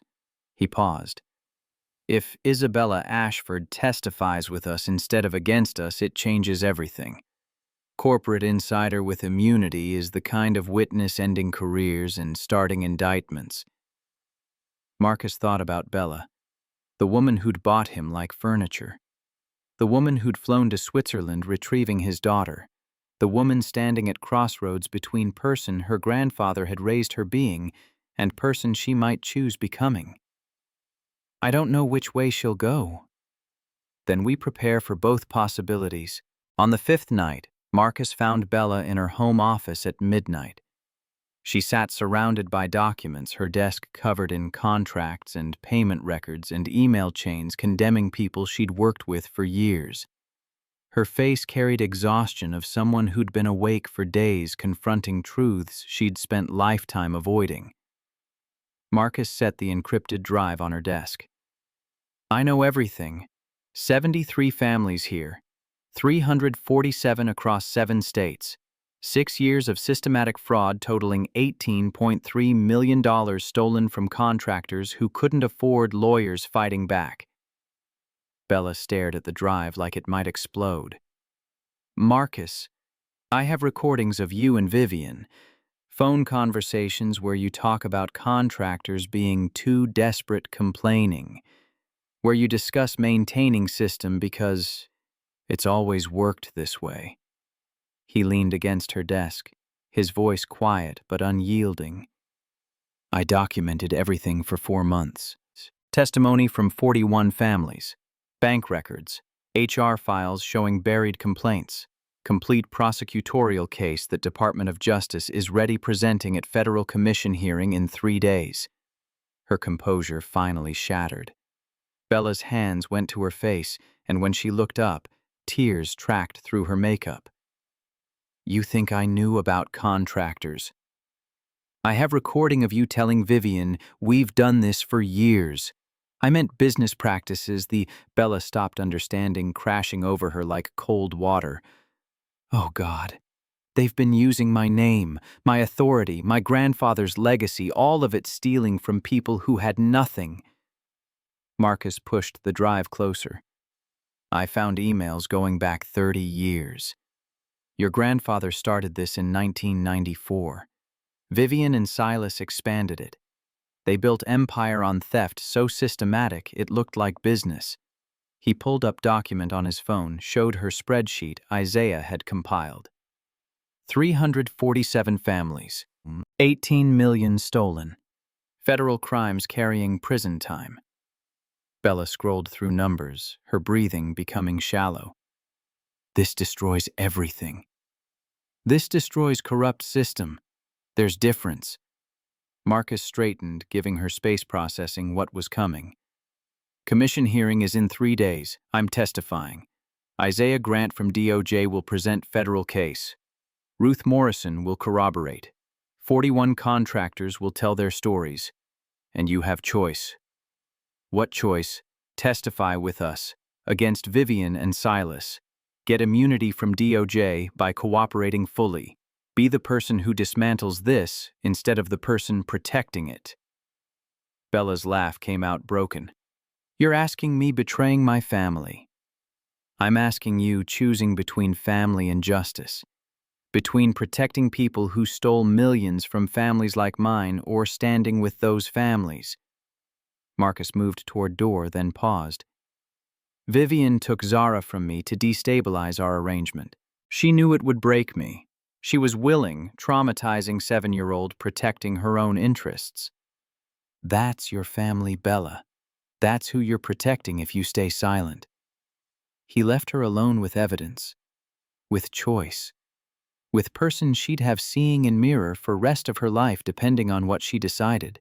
2 floors below, in executive suite Vivian had claimed during Bella's absence, different conversation was taking place. Silas Crane sat across from Vivian, both studying same spreadsheet Marcus had shown Bella because, of course, they knew. They'd always known.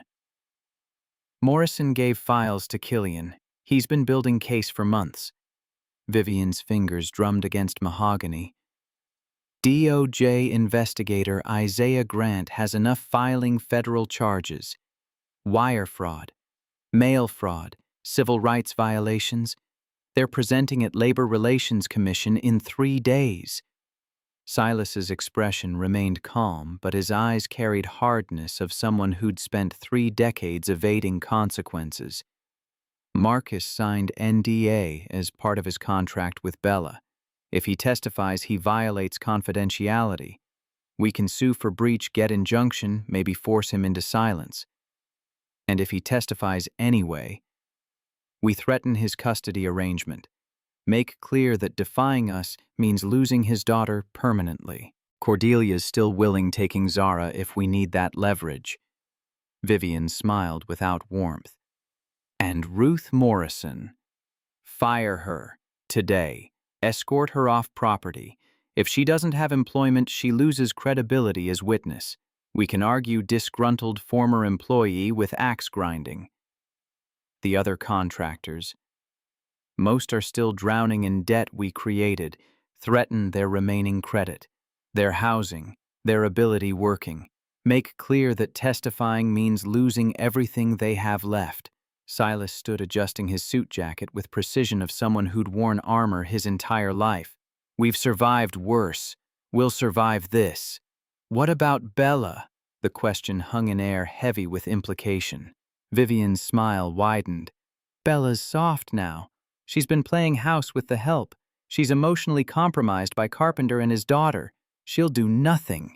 Neither noticed small device tucked behind book on Vivian's shelf.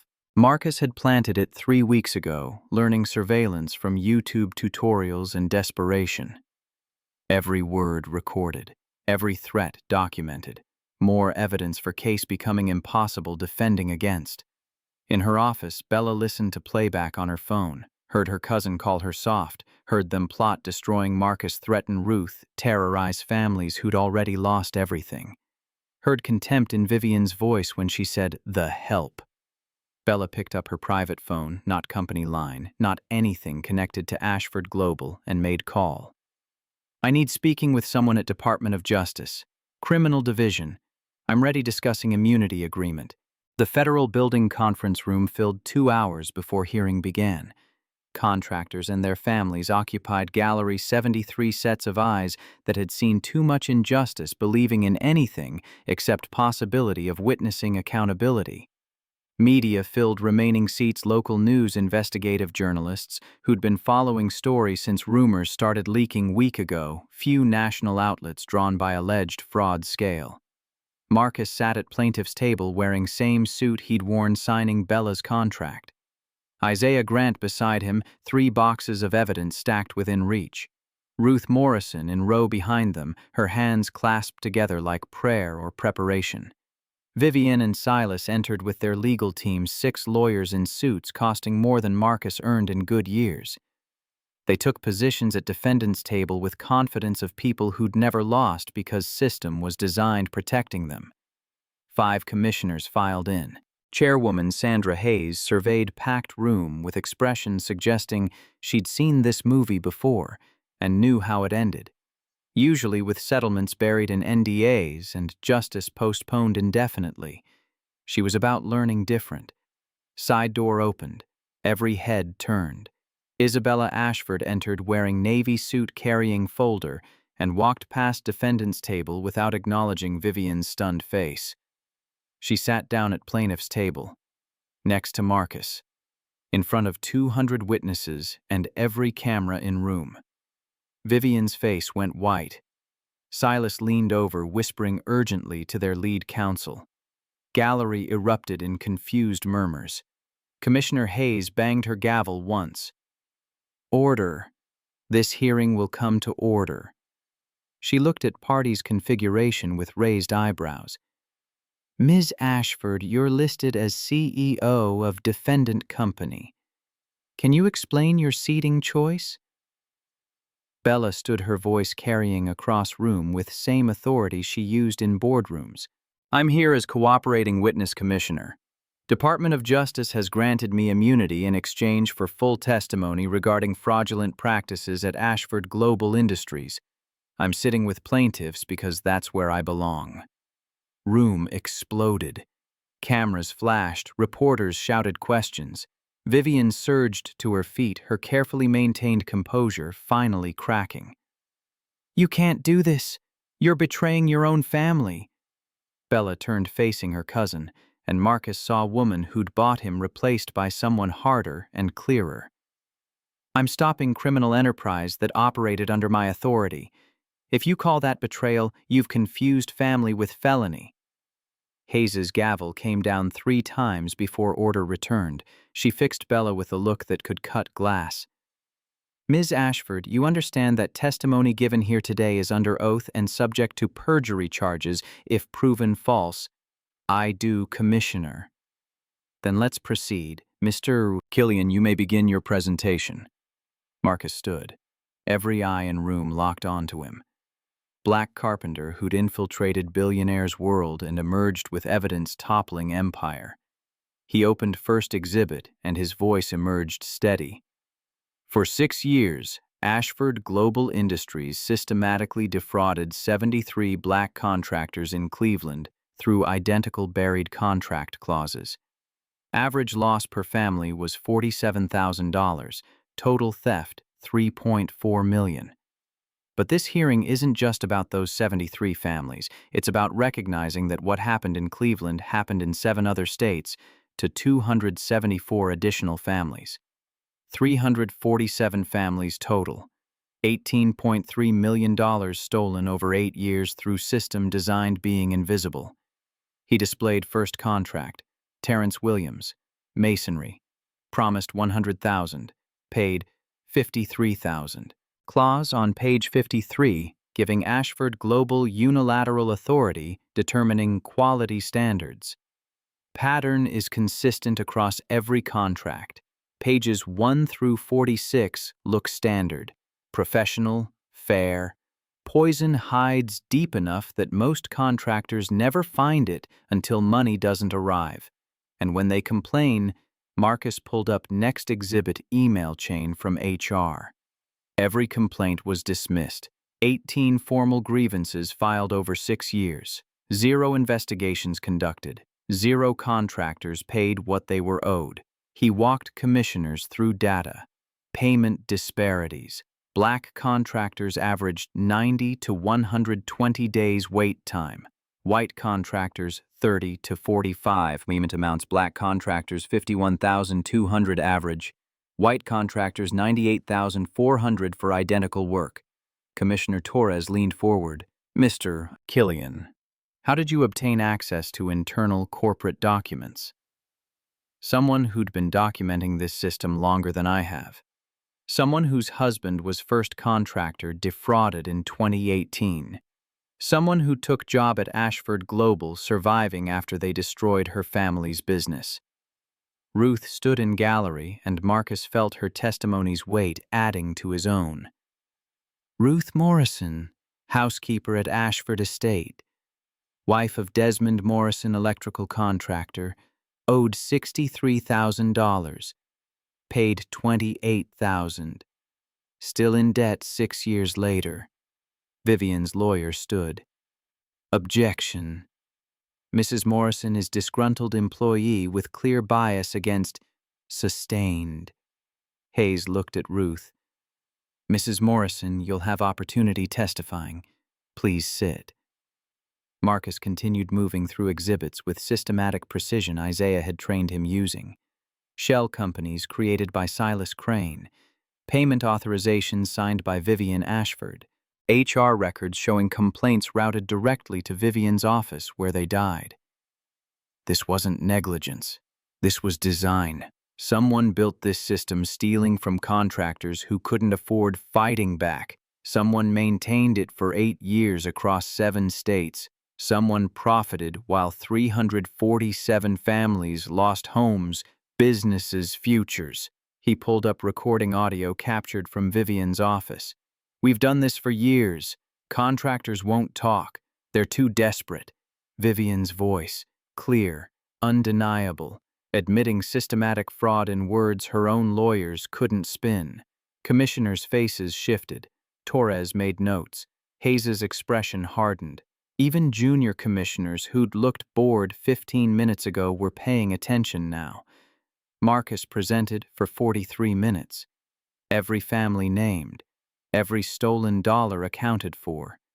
Every buried complaint exposed.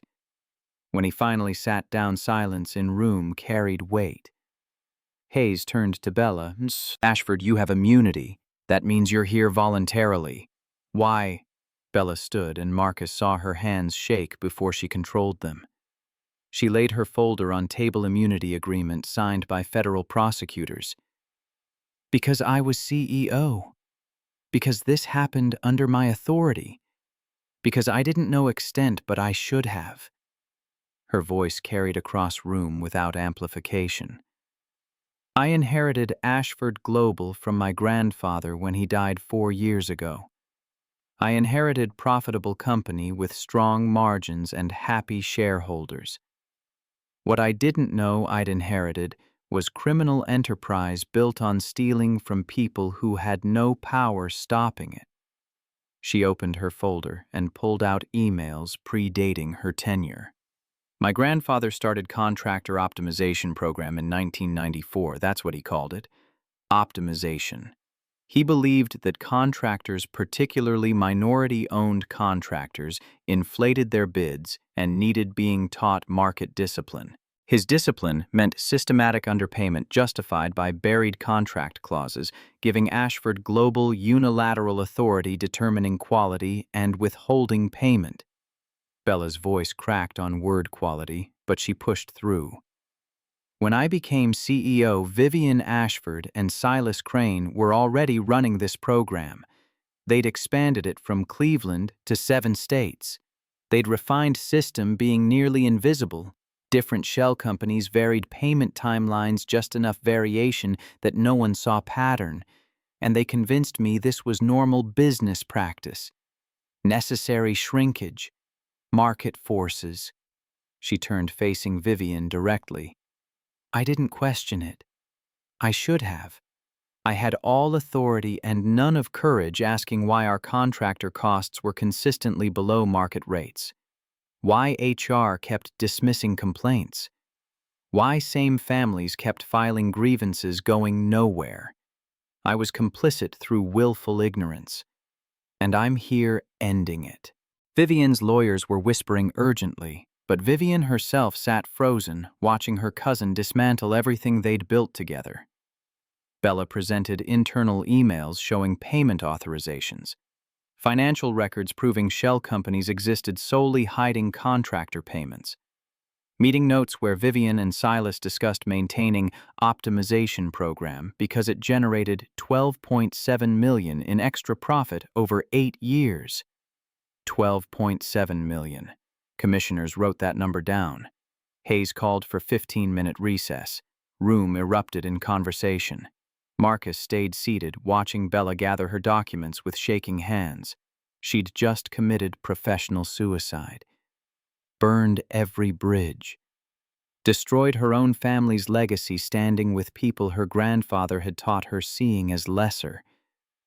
When she sat back down, Marcus spoke quietly enough that only she could hear. "Thank you." Bella's eyes were wet, but her voice stayed steady. "Don't thank me.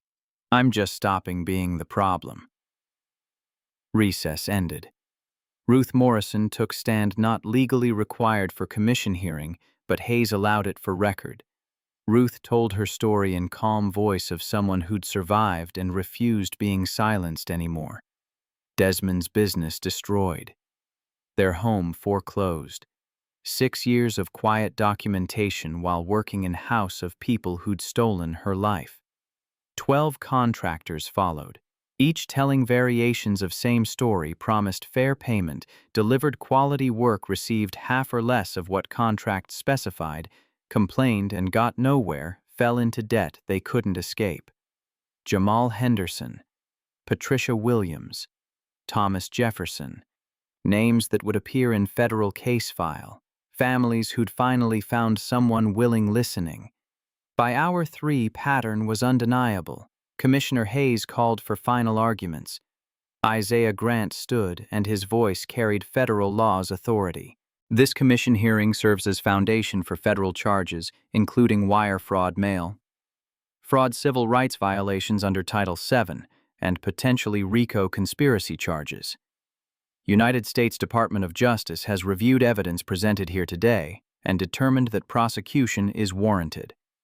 Ashford Global Industries will enter federal receivership pending criminal proceedings against Vivian Ashford and Silas Crane. We recommend immediate referral to Criminal Division. Hayes conferred briefly with her fellow commissioners. Whispered conversation lasted 90 seconds. When she turned back, her expression carried consequences finally arriving's weight. This commission finds sufficient evidence of systematic fraud and civil rights violations to refer this matter to Department of Justice for criminal prosecution. Ashford Global Industries is hereby placed under federal receivership pending resolution of charges. Court will issue protective orders for all witnesses who testified today. Vivian Ashford and Silas Crane, you have right remaining FBI agents materialized from room sides. Marcus hadn't noticed them waiting. Vivian surged to her feet, her face contorted with rage and disbelief. "You can't do this. You're under arrest." Lead agent was professional efficient. "Vivian Ashford, you're charged with wire fraud, mail fraud, and conspiracy violating civil rights. You have right remaining silent." They cuffed her in front of 200 witnesses. Cameras captured every second. Silas Crane surrendered without resistance, his face finally showing fear as handcuffs clicked around wrists. Gallery erupted in applause. 73 families who'd waited years for this moment, watching people who'd stolen from them, finally face consequences. Hayes's gavel couldn't restore order because order had been destroyed by justice. Marcus sat very still, watching woman who'd bought him 6 months ago systematically dismantle empire that had purchased her own soul. Bella's hands lay flat on table, and he saw them shaking with exhaustion or relief. or terror of having burned her entire world standing in light. Outside news vans broadcast live. Headlines wrote themselves. Contractors filed out carrying vindication instead of anger. Ruth Morrison hugged Desmond, who'd been sitting in gallery weeping since her testimony. Isaiah Grant packed evidence boxes with satisfied efficiency of someone who'd finally won the kind of case reminding him why he'd become lawyer. Marcus found Bella standing alone near windows looking out at Cleveland spread beneath them like city that might forgive or might not. "They'll destroy you for this." She didn't turn around. "They already destroyed person I was. I'm just making sure something better gets built from rubble." 18 months passed before Marcus stood in those same windows again. But this time, they weren't courthouse windows overlooking judgment. They were shop windows overlooking possibility. The sign above the door read, "Killian and Ashford Community Woodworks," in letters Marcus had carved himself. The storefront occupied a reclaimed warehouse in Cleveland's Arts District, 3,000 square feet of workspace, natural light, and the smell of cedar and pine that meant home. Inside, 15 young people ranging from 16 to 24 worked at various stations. Marcus moved between them, checking joints, offering guidance, his hands demonstrating techniques that couldn't be taught from books. Most were kids from neighborhoods where opportunities meant choosing between bad options and worse ones. This shop offered third-option learning craft that paid living wages and couldn't be outsourced or automated. Zara, now 9 years old, sat at her own bench near the front windows. Her gap-toothed smile had been replaced by growing-up teeth, but her concentration remained identical, tongue poking out slightly as she sanded a jewelry box she'd designed herself. 3 customers this month had specifically requested pieces by Zara, and she took the responsibility seriously. "Marcus, we have the Anderson order ready for review." Bella emerged from the office in back carrying clipboard and wearing jeans that would have scandalized her former board members. She'd become business manager after federal receivership ended, handling orders, managing finances, coordinating with suppliers. She was good at it. Turned out all those years running multinational corporation translated well to running community workshop. She just hadn't known it could feel like building instead of extracting. Ruth Morrison worked reception, greeting customers and managing the waiting list that had grown to 4 months out. She and Desmond had moved into apartment above the shop, trading the Ashford Estates marble floors for creaky wood and neighbors who knew their names. The door chimed. A family entered.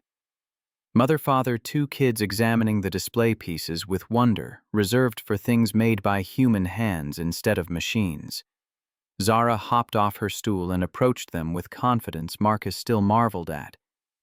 "Hi, I'm Zara. Are you looking for something specific, or would you like seeing what we can make for you?" 9 years old and already understood that furniture was relationship between maker and owner. That custom work meant listening to what people needed, not telling them what they should want. Marcus watched his daughter engage the family, explaining different wood types and joinery techniques with genuine enthusiasm, and felt Naomi's presence so strongly it hurt. She would have loved seeing this.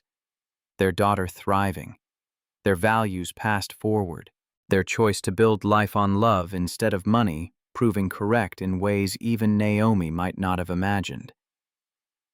"You're thinking about her." Bella appeared beside him, following his gaze to where Zara was sketching design ideas with the family. "Always." She'd be proud. Of Zara. Of this. Bella gestured at the workshop at young people learning at walls displaying photographs of the 347 families who'd received restitution from federal case. "Of you." Marcus turned to look at her. 18 months had changed Bella in ways that went deeper than casual clothes and shorter hours. She smiled more, laughed occasionally, had learned that creating something with your hands left you tired in ways that felt satisfying instead of depleting. "And what about you? Any regrets?" Bella considered the question seriously. She'd lost Ashford. Global, lost her position, lost the empire her grandfather built. But she'd gained something harder to quantify: the ability to sleep through night without pills, relationships based on mutual respect instead of fear, purpose that didn't require quarterly earnings reports. Only that I didn't do it sooner. The Anderson order was perfect: dining table and 6 chairs, black walnut hand-rubbed finish that would deepen with age. They loaded it into the shop's truck for delivery. On the way back, Marcus suggested detour. "There's somewhere I want going." Lake Erie stretched gray and eternal under November sky. The same beach where Marcus had brought Zara after Naomi died, trying to explain that sometimes people leave and don't come back, and all you can do is remember them and keep living. The same beach where he'd made promises he wasn't sure he could keep, about always protecting her, always being there, never letting her go. Zara ran ahead, her braids flying, searching the shore for interesting stones and driftwood. At 9, she still believed in magic hidden in ordinary things. Marcus hoped she never stopped. Bella walked beside him, hands in her jacket pockets, watching Zara with expression mixing fondness and something else. Regret, maybe, for the child she'd tried buying, for the person she'd been when she thought contracts could replace connection. "Do you ever wonder about it?" Marcus asked quietly. "The baby. What would have happened if things had gone according to plan?" Bella was silent for a long moment. The waves provided soundtrack to thoughts she was organizing. "I think I would have been terrible mother. Not because I'm incapable of love, I know that now, but because I didn't understand that love requires surrender, requires letting someone matter more than control." She looked at him. "You taught me that. You and Zara. By refusing being what I tried making you. We're all still learning. Some lessons cost more than others." Ahead, Zara was building something from stones and driftwood. Not sand castle, wrong season, wrong materials. Something else. A structure. A design. Using what was available to create something that didn't exist before. Marcus and Bella joined her. Without discussion, they began helping.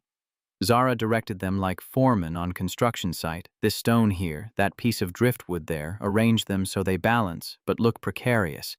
The structure grew improbable and beautiful, held together by physics and faith. "What is it?" Marcus asked.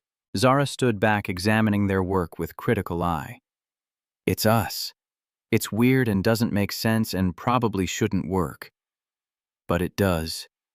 Marcus felt his throat tighten.